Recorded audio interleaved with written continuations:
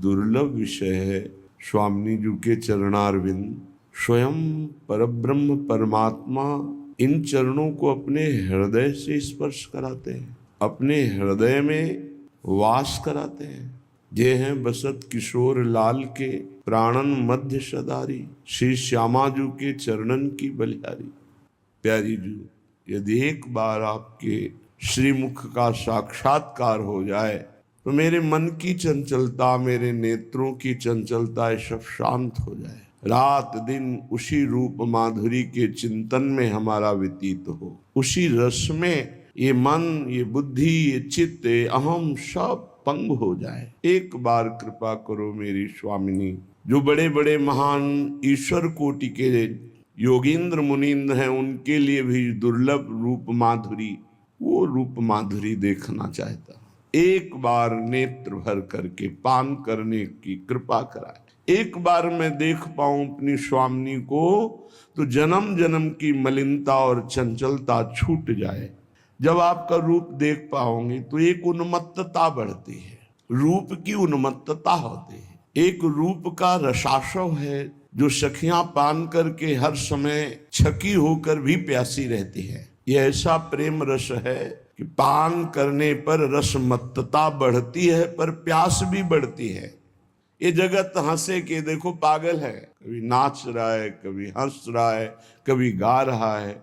अपनी प्यारी जू की रूप माधुरी का रसासो ऐसा चढ़ा कि बाह्य दशा बदल गई। छिन छिन रुदन करंत, छिन गावत आनंद भरी, छिन छिन हार हसंत, यह जो कृपा हरिवंश की। किसी कारणवश नींद भंग हुई, आपकी चेतना जागृत हुई तो प्रियालाल राधा राधा, तो समझो कि आप में तन्मयता बढ़ रही है। अगर चिंतन करना पड़े, सुबह का टाइम भजन करना है, अभी रंग नहीं आया, एक बार यदि आपकी रूप छटा हमारे नेत्रों में समा जाए स्वामी जू, तो देह गेह लोक परलोक जागृत स्वप्न सुषुप्ति इन सबसे ऊपर अवस्था आ जाए। देहातीत गुणातीत कालातीत अवस्था जागृत हो जाए। इसलिए स्वामी हम पर कृपा करो कि हम अपनी लाडली जू को देख पावें, क्योंकि लाल जू की कृपा के बिना लाडली जू तक पहुंच नहीं है। ये बस टेरने से ही काम बनता है। पुकार पुकार कर रोते हुए जब हम प्यारी जू से प्रार्थना करते हैं, रुदु सुस्वरम राजन कृष्ण दर्शन लालसा, गोपी जनों ने भी रो रो के ही श्री कृष्ण को प्राप्त किया।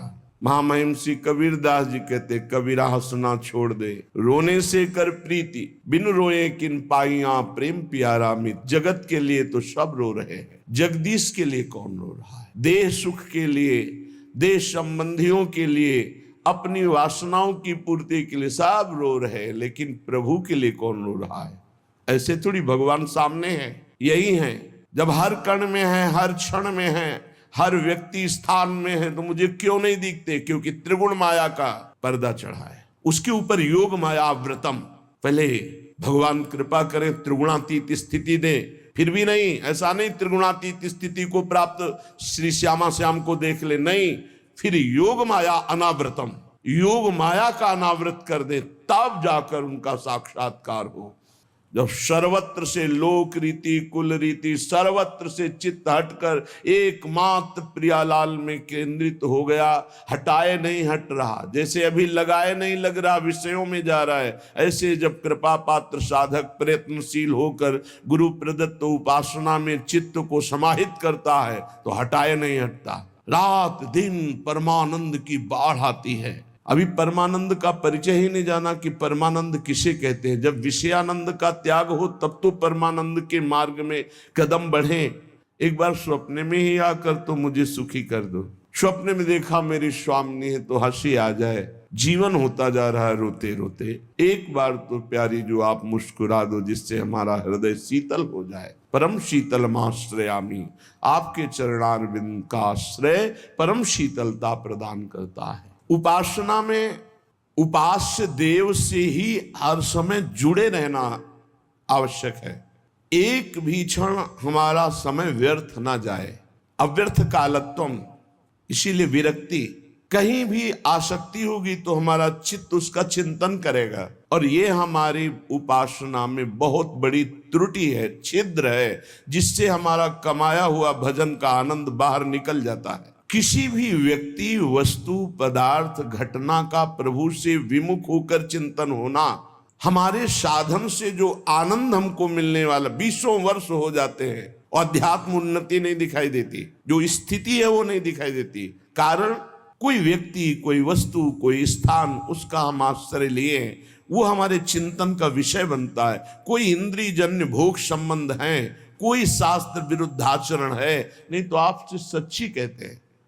जैसे दूध बटलोई में चढ़ा हुआ चूल्हे पे है, उफान मारता है, ऐसे हृदय में आनंद की उफान आती, न कुछ देखने का मन, न सुनने का मन, बस रोने का मन।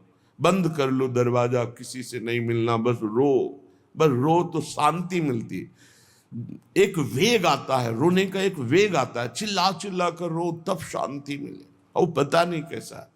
ऐसे प्रेमी महात्माओं का यदि हमें संग मिले जो केवल भगवान से जुड़े हुए हैं, केवल भगवान से, ऐसे महात्मा से ही लोक कल्याण होता है। वो लोक कल्याण का बाना नहीं धारण करते। उनकी वाणी, उनकी चेष्टा, उनके शरीर की वायु, उनका दर्शन, उनका संभाषण जगत पावन अपने आप करते, पर वो उनके अंदर अहम नहीं होता। सोचो, जिनके संग मात्र के लिए मृत्यु लोक के सुखों की क्या, स्वर्ग सुख की क्या, मोक्ष सुख को भी संत संग की यहां तुलना की जा रही है। मोक्ष सुख से भी नहीं, स्वर्ग सुख से भी नहीं, मर्त सुख की बात क्या, केवल प्रेम। किस संत के संग से प्रेम प्रकट होता है? जो रात दिन केवल भगवान में आसक्त है, कोई व्यवहार छू भी नहीं गया, व्यवहार भी उनका गाढ़ परमार्थ है, प्रियालाल के सिवा कोई मतलब नहीं। प्रेम होना बहुत कठिन बात है। गुरु मान लेना, थोड़ी देर प्रणाम नमस्कार, थोड़ी भेंट पूजा, ये सब माया का खेल है, इससे कुछ। प्रेम होना, आसक्ति हो जाना, उनके वचन पे चलना, वो हमारे दिमाग में बैठ गए हैं, वो हमसे कभी दूर ही नहीं है, हमारे मानस पटल पर छाए हुए। अब जैसे गुरुदेव, ऐसा थोड़ी कि हम दर्शन करने जा रहे हैं तो ही दर्शन हो रहे हैं, नहीं तो दर्शन नहीं, उनके सिवा कोई दर्शन ही नहीं।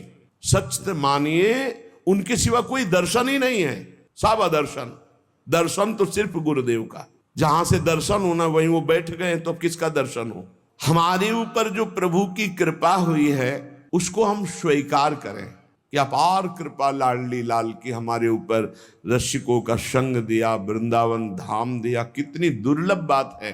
प्रेमियों का मिलना मतलब मेरा अंतिम जन्म है। प्रेमियों का मिलना मतलब हमारे ऊपर प्रभु की सीधे दृष्टि है। ये बात समझ लेना।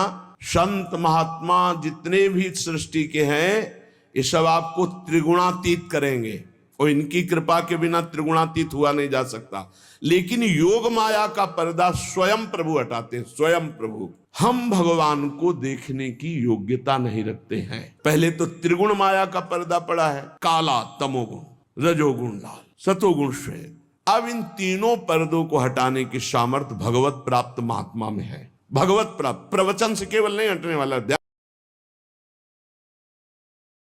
रखना, भगवत प्राप्त महात्मा से है। और भगवत दर्शन केवल भगवान से होंगे, दूसरे किसी से नहीं हो सकते, क्योंकि योग माया का अनावृत करना है केवल भगवान के हाथ में, दूसरे के हाथ में नहीं।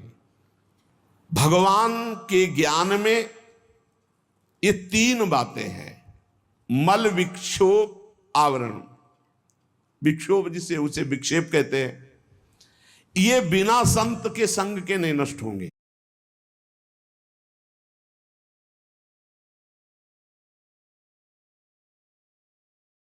ये जब तक बने रहते हैं तब तक भजन में सुख, भगवद आनंद या एक आनंद की उफान, एक दिव्यता, ये नहीं आने देते।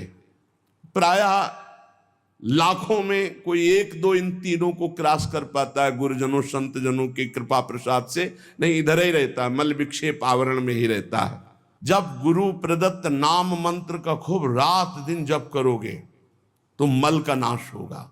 और जब सत्संग सुनोगे, सत्संग से जो आपको ज्ञान प्राप्त हो रहा है, तो मन बार बार जो चंचल होकर अन्य अन्य व्यक्ति वस्तु स्थान में जाता है, इसे विक्षेप कहते हैं। लेकिन आवरण जो अहंकार है, ये सबसे बड़ा दोष है। ये पूरे ढके रहता है ज्ञान को, ये कृपा से नष्ट होता है। जब हम किसी महापुरुष की आज्ञा पर रहते हैं, उनकी आज्ञा से चलते हैं और वो कृपा कर देते, तो हमारा अहंकार नष्ट हो जाता है। मल, विक्षेप, आवरण, ये तीनों जब नष्ट हो जाते हैं तब वो आर्त भाव से प्रभु को पुकारता है, तब वो पर्दा हटाते हैं, योग माया अनावृत, तो भगवत साक्षात्कार हो जाता है। ये केवल भगवान के हाथ में है भगवत साक्षात्कार, ये किसी साधना के हाथ में नहीं है। जीवन में सबसे बड़ा लाभ संत मिलन, संत संग, संत सेवन, और सबसे बड़ी हानि असंत मिलन, असंत संग, असंत सेवन। संतों के हृदय में भगवान बेपरद होकर वास करते हैं। जहां भगवान बसते हैं वहीं सारे सद्गुण बसते हैं। ऐसे संतों की संगति मिल जाए तो सहज में बंधन मोक्ष में बदल जाता है, और अगर कुसंग मिल जाए तो मोक्ष प्राप्ति के नजदीक से वो आपको बंधन में डाल दे। बहुत विचित्र है कुसंग, बहुत विचित्र है।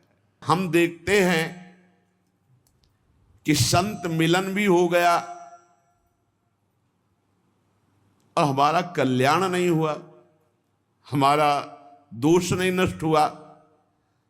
तो इसका मतलब है कि अभी हम उनकी आज्ञा पर नहीं हैं। जो आज्ञा कर रहे हैं उनका हम पालन नहीं कर रहे। आज्ञा पालन का मतलब है उनका स्पर्श हो।